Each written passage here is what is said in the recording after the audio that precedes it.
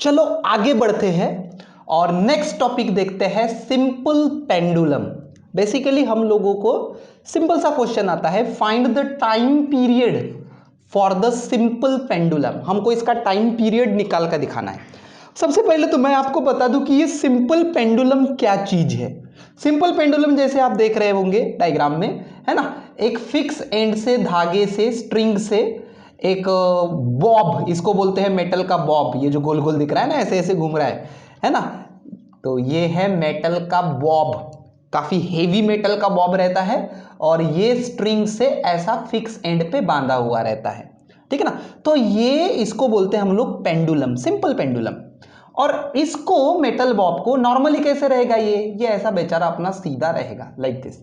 तो इस metal Bob को ऐसा थोड़ा सा इधर लेके जाके छोड़ दिए तो ये जो है ना इस प्रकार का मोशन परफॉर्म करता है, ठीक है ना। बहुत ही ज्यादा ऐसा ऊपर जाके नहीं छोड़ना है, ठीक है ना, एकदम हल्के एंगल से थोड़ा डिस्टेंस इधर लेके जाके छोड़ दिए तो ये सिंपल हार्मोनिक मोशन परफॉर्म करता है लाइक दिस, है कि नहीं। ये सिंपल हार्मोनिक मोशन बराबर है कि नहीं। देखो ना, ये है मीन पोजीशन, है ना, यहां से ये यहां तक जा रहा, फिर वापस यहां तक, फिर वापस लाइक दिस, है ना, ये सिंपल हार्मोनिक मोशन, ठीक है। तो ये जो सिंपल पेंडुलम है that is metal bob, heavy metal bob attached with the string and attached to the fix end. when it is when it is slightly displaced from the mean position, then it performs the vibratory motion, the oscillatory motion or simple harmonic motion। तो इस प्रकार से ये simple harmonic motion perform करेगा, ठीक है ना। अभी सिंपल हार्मोनिक मोशन परफॉर्म करेगा मतलब आपने जो भी सिंपल हार्मोनिक मोशन के कॉन्सेप्ट पढ़े हैं सभी यहां पे लागू है, ठीक है ना। बस यहां पे एक चीज याद रखना कि सिंपल हार्मोनिक मोशन में ऐसा सीधा जाता है पार्टिकल, है कि नहीं। यहां पे थोड़ा ऐसा आर्क में जा रहा है, ये देखो ऐसा आर्क में, हल्का सा आर्क है, ठीक है ना। लेकिन एज गुड एज स्ट्रेट ही कंसीडर करेंगे इसको हम लोग, क्योंकि ये जो एंगल है हम लोगों ने, मैंने पहले ही बोला कि हल्के से एंगल से उसको छोड़ना है ना, बहुत ऐसा ऊपर लेके जाके नहीं छोड़ना है, हल्के से एंगल से। तो हल्का सा आर्क रहेगा ऐसे। ये जो नॉर्मल सिंपल हार्मोनिक मोशन है, लीनियर सिंपल हार्मोनिक मोशन, यहां पे एकदम सीधे लाइन में आता है ये, है ना। यहां पे थोड़े से ऐसे कर्व लाइन में आ रहा है, ठीक है। तो जो भी आप सिंपल हार्मोनिक मोशन के कॉन्सेप्ट पढ़े हो सभी मोशन यहां पे लागू है, बराबर है। ये है इसकी मीन पोजीशन, यहां तक जो भी जाएगा मैक्सिमम वो होगी एक्सट्रीम पोजीशन, इधर की एक्सट्रीम पोजीशन, मैक्सिमम जो जाएगा ये होगा इसका एम्पलीट्यूड, बराबर है। तो सभी कॉन्सेप्ट यहां पे लागू है। तो इसका मुझको ना टाइम पीरियड निकालना है, तो मैं क्या करूंगा, है ना, देखो मुझको सिंपल हार्मोनिक मोशन, अभी मैं इसको फिर से जीरो से डिराइव नहीं करते, है ना। इसका टाइम पीरियड निकालने के लिए मुझको इसका ओमेगा निकालना पड़ेगा। तो नॉर्मल सिंपल हार्मोनिक मोशन में आपको पता है एक्सेलरेशन का फॉर्मूला कैसे आता है, माइनस ओमेगा स्क्वेयर एक्स। तो कोई भी अगर सिंपल हार्मोनिक मोशन है तो उसके एक्सेलरेशन का फॉर्मूला या फिर उसका डिफरेंशियल इक्वेशन, है ना। तो मैं यहां पे ना ये सिंपल पेंडुलम में इसका एक्सेलरेशन निकालने की कोशिश करूंगा।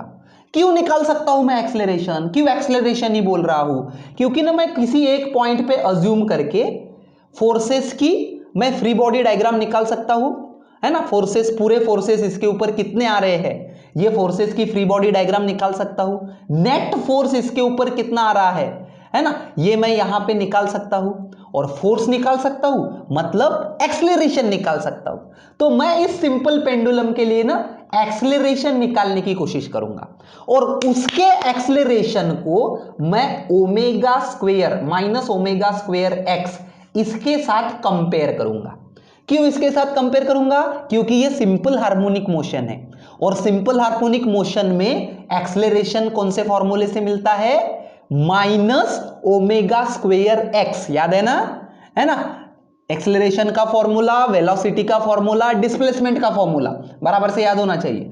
तो एक्सेलरेशन होता है माइनस ओमेगा स्क्वेयर एक्स, कहां पे, सिंपल हार्मोनिक मोशन में। ये सिंपल हार्मोनिक मोशन है तो इसका एक्सेलरेशन इसके साथ हम लोग कंपेयर कर सकते हैं। तो वहां से मुझको ओमेगा मिलेगा और ओमेगा मिला मतलब मुझको टाइम पीरियड मिलेगा, है ना। ओमेगा इक्वल टू 2π/t या फिर t इक्वल टू 2π/ω। समझ गया स्ट्रेटेजी? बराबर है। तो चलो इसका एक्सेलरेशन निकालने के लिए सबसे पहले इसकी कोई तो भी एक पोजीशन अज्यूम कर लेते, मान के, है ना। अभी आपको समझने के लिए ना मैंने थीटा काफी बड़ा निकाला है ना, लेकिन इतना बड़ा नहीं होता है बेसिकली थीटा, ठीक है ना। मैंने आपको समझने के लिए कोई तो भी पोजीशन ली है थीटा, ठीक है, यहां पे थीटा पे यहां पे कंसीडर की। तो इसके ऊपर टोटल कितने फोर्सेस आ रहे हैं वो पहले लिख लेते, है ना। और वो फोर्सेस आने के बाद total net force mean position की तरफ कितना आ रहा है वो मुझको यहां पे देखना पड़ेगा, है कि नहीं। क्योंकि सिंपल हार्मोनिक मोशन आने के लिए आपको पता है उस बॉडी के ऊपर फोर्स आना चाहिए, है ना। और उस फोर्स का फॉर्मूला किस प्रकार से होना चाहिए, -kx, मतलब that force is directly proportional to -x, है ना। मतलब कोई भी चीज जो सिंपल हार्मोनिक मोशन परफॉर्म करती है उसके ऊपर का फोर्स हमेशा कौन सी दिशा में रहता है, मीन पोजीशन की तरफ रहता है ना। जिस दिशा में मोशन हो रहा है उसके अपोजिट डायरेक्शन में, ठीक है ना। तो मुझको देखना पड़ेगा कि फोर्स, इस डायरेक्शन का फोर्स कितना है। अगर किसी ने डायग्राम इधर का ना लेते हुए इधर का निकाला रहता था तो आपको निकालना पड़ेगा इस डायरेक्शन का फोर्स कितना है ना। उसी को मैं बोलूंगा रिस्टोरिंग फोर्स, है कि नहीं। कोई भी चीज सिंपल हार्मोनिक मोशन में आने के लिए ये वाले टाइप का फोर्स आना चाहिए, देखा था हमने, है ना। F इक्वल टू -kx, वो है ना, देखा था हमने ये बेसिक्स में, ठीक है ना। माइनस साइन क्या दिखाता है कि उसकी डायरेक्शन मीन पोजीशन की तरफ आती है ना। जो सेंटर की पोजीशन है उस तरफ कितना फोर्स आता है वो देखना पड़ेगा मुझको यहां पे, है ना। उसको मैं बोलूंगा रिस्टोरिंग फोर्स, ठीक है ना। और ये ठीक है। तो चलो देखते हैं कितने आ रहे हैं टोटल फोर्स इसके ऊपर। ये इसकी मीन पोजीशन हो गई ना। कितने आ रहे हैं टोटल फोर्स, ये धागे से बंधा हुआ है, धागे से बंधा हुआ है तो सबसे पहला फोर्स रहता है इसके अंदर का टेंशन, रहता है टेंशन, ठीक है। और दूसरा फोर्स रहेगा इसका वेट, ये जो मेटल का बॉब है उसका वेट की डायरेक्शन हमेशा क्या रहती है, ये सभी चीजें अभी रोटेशनल डायनामिक्स में अच्छे से बताई है मैंने, ठीक है ना। वेट की डायरेक्शन हमेशा वर्टिकली डाउनवर्ड्स, ठीक है। तो इतने दो फोर्सेस इसके ऊपर आ रहे हैं। लेकिन मेरा एम क्या है, मेरा एम ये है कि कितना फोर्स ये दिशा में आ रहा है वो देखना। क्यों ये दिशा में आ रहा है वो देखना, क्योंकि इस फोर्स की वजह से आता है सिंपल हार्मोनिक मोशन, है कि नहीं। सिंपल हार्मोनिक मोशन का जो फोर्स है रिस्टोरिंग फोर्स, उसकी डायरेक्शन हमेशा सेंटर की तरफ होती है, हमेशा मीन पोजीशन की तरफ होती है, हमेशा वो जिस तरफ मोशन हो रहा है उसके अपोजिट डायरेक्शन में होती है, देखा है हमने, ठीक है। तो ये है टी, ये है एम जी, ठीक है ना, ये है टी और ये है एम जी। तो थोड़ा सा मैं फ्री बॉडी डायग्राम निकाल के यहां पे मैं एडजस्ट करने की कोशिश करूंगा। चलो ये स्ट्रिंग की जो लाइन है इसको सीधा सीधा खींच लेते हैं और इसके परपेंडिकुलर में ये डाल देते हैं, चलेगा। क्योंकि थोड़ा सिंप्लीफाई करना पड़ेगा ना इस डायरेक्शन में कितना आ रहा है उसके लिए। तो ये अगर थीटा है तो ये भी एंगल थीटा होगा।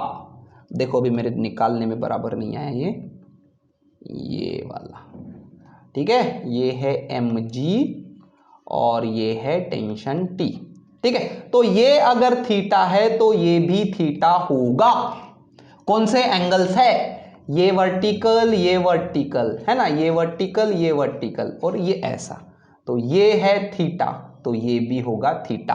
कौन से एंगल्स है, करस्पॉन्डिंग एंगल्स, ठीक है। तो ये जो mg है इसके दो कंपोनेंट्स निकाल लेते हैं, एक थीटा को लग के जिसको बोलेंगे mg cos थीटा और ये थीटा को perpendicular that is mg sin theta. निकल गए दो कंपोनेंट। और अभी डायग्राम में सीधा सीधा दिख रहा है ये mg cos थीटा किसके साथ बैलेंस हो गया, टेंशन के साथ। देखो ना टेंशन हमेशा जाता है फिक्स एंड की तरफ, तो टेंशन जाएगा इधर, पता है आपको कि जहां पे स्ट्रिंग फिक्स किया है उधर जाएगा टेंशन, और mg cos थीटा जा रहा है इधर, हो गए दोनों एक दूसरे को कैंसिल। बचा कौन सा फोर्स? mg sin theta. और उस फोर्स की डायरेक्शन किधर है? उस फोर्स की डायरेक्शन है मीन पोजीशन की तरफ। मतलब अपना जो सिंपल हार्मोनिक मोशन का फोर्स है वो यही है। कौन सा? mg sin थीटा, है ना। किसी ने अगर ये इधर निकाला रहता था तो भी आपको सेम मिला रहता था, ठीक है। तो mg sin थीटा है मेरा सिंपल हार्मोनिक का फोर्स।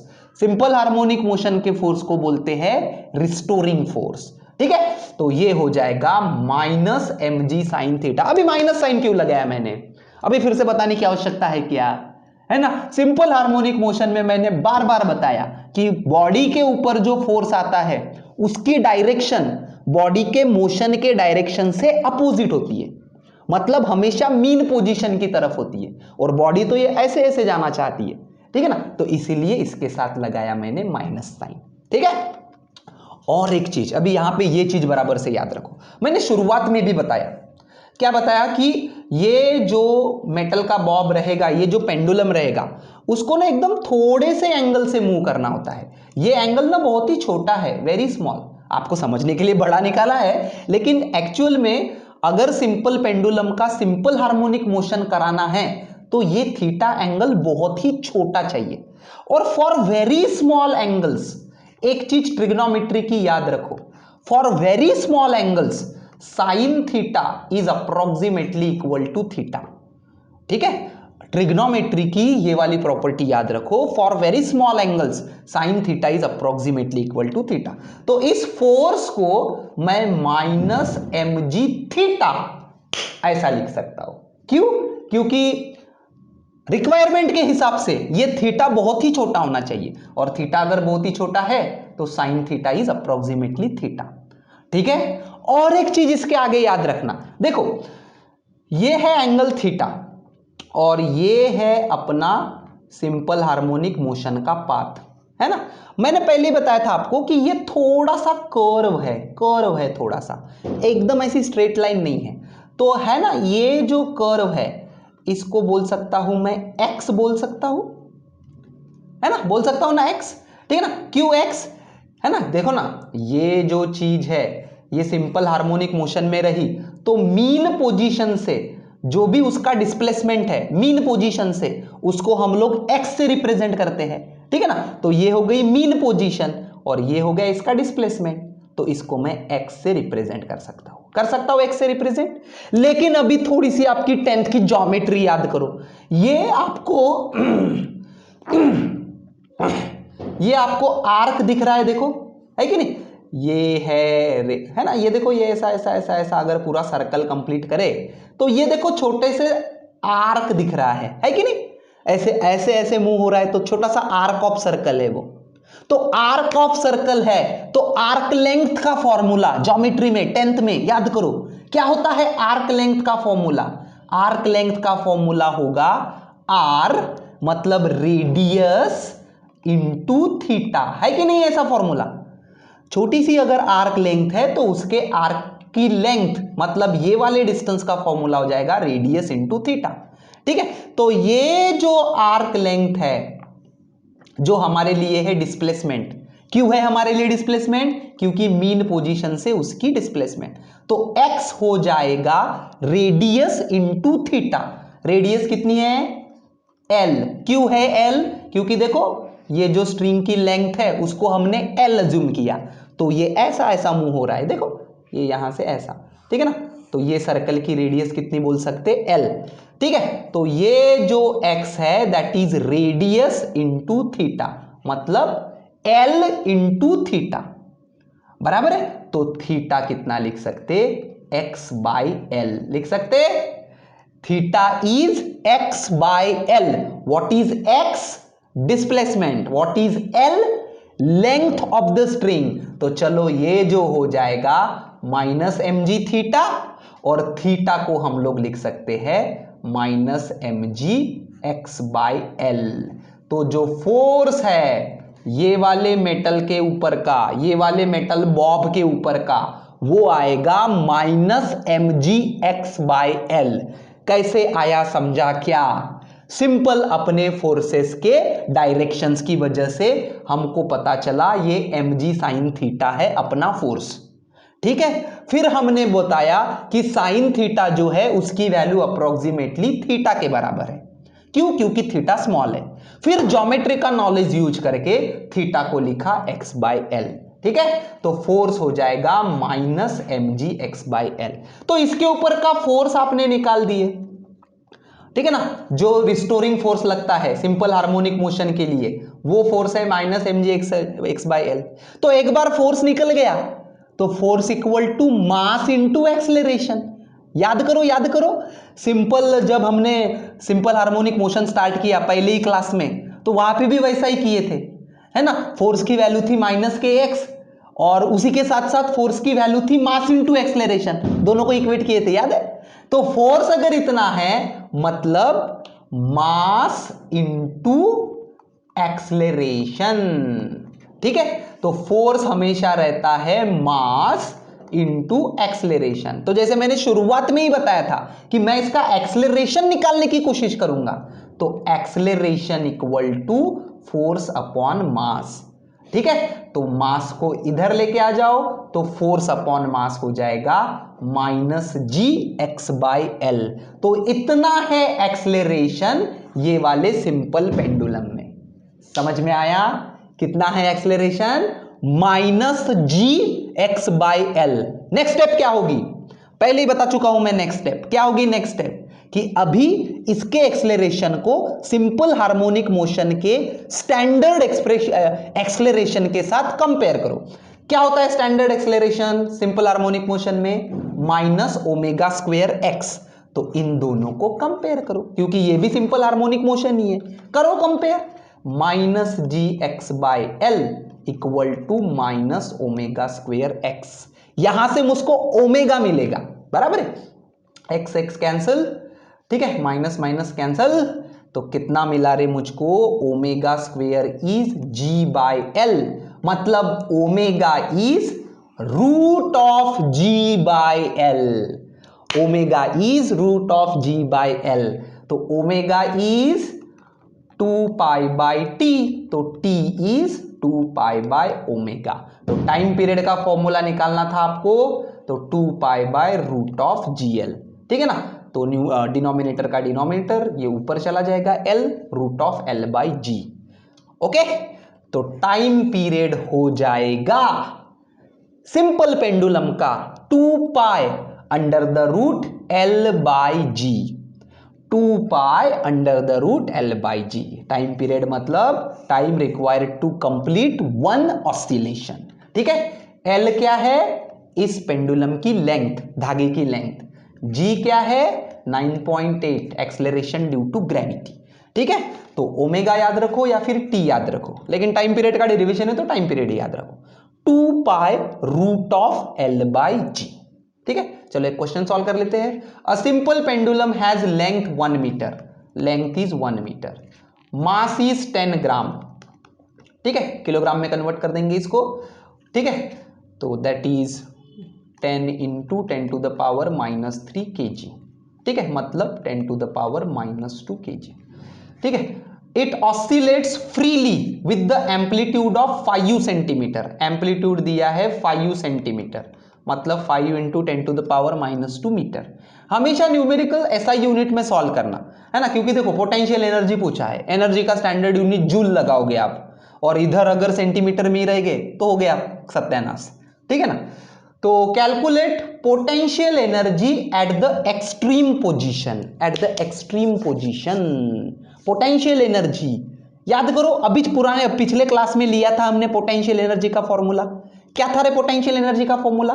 है ना, मैंने आपको बताया था काइनेटिक एनर्जी का फॉर्मूला याद रखो, half of m v square, v is omega square a square minus x square, ये था काइनेटिक एनर्जी।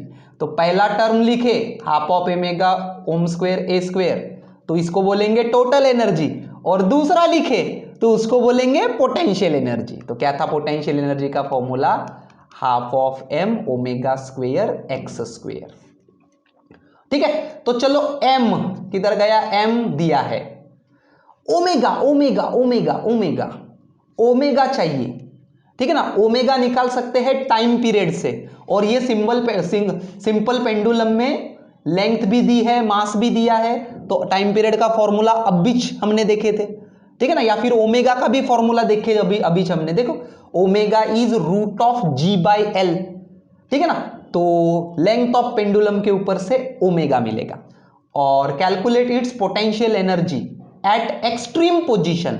एक्सट्रीम मतलब एक्स की वैल्यू रखो ए, एक्सट्रीम मतलब एम्पलीट्यूड, ठीक है ना।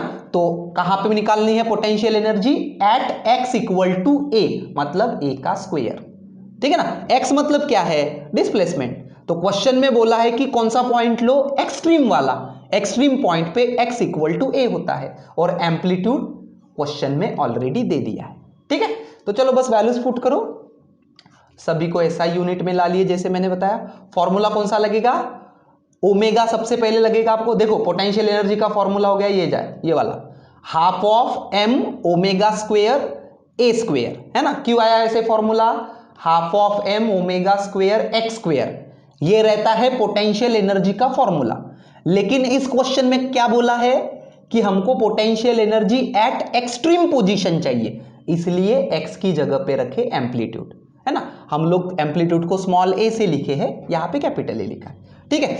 तो half of m omega a square, m मतलब मास दिया है, देखो मास दिया है, और ए है ना, ए मतलब एम्पलीट्यूड ये भी दिया है देखो, ठीक है।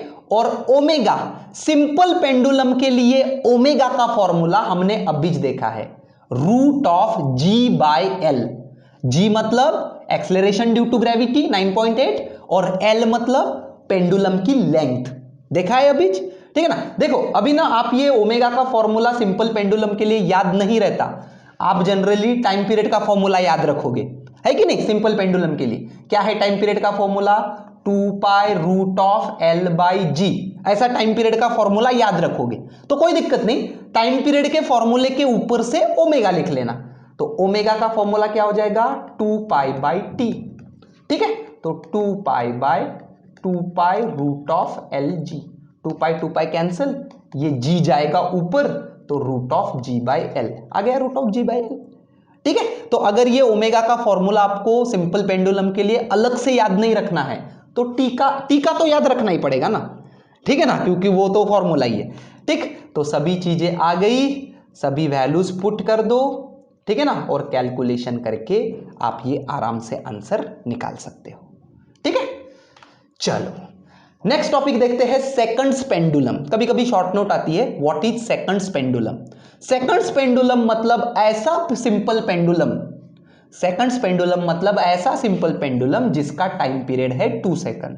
The pendulum having time period equal to 2 second is known as seconds pendulum. Simple, तो टाइम पीरियड का फॉर्मूला अब भी लिखा था हमने, 2 pi root of l g, ठीक है। लेकिन सेकंड्स पेंडुलम के लिए टाइम पीरियड होता है 2 सेकंड, तो रखो 2 second root of l g, 2 cancel, ठीक है। तो ये हो जाएगा 1 equal to pi root of l g, ठीक है। स्क्वायर करो दोनों साइड को, तो ये हो जाएगा 1 का square 1, pi square l by ji.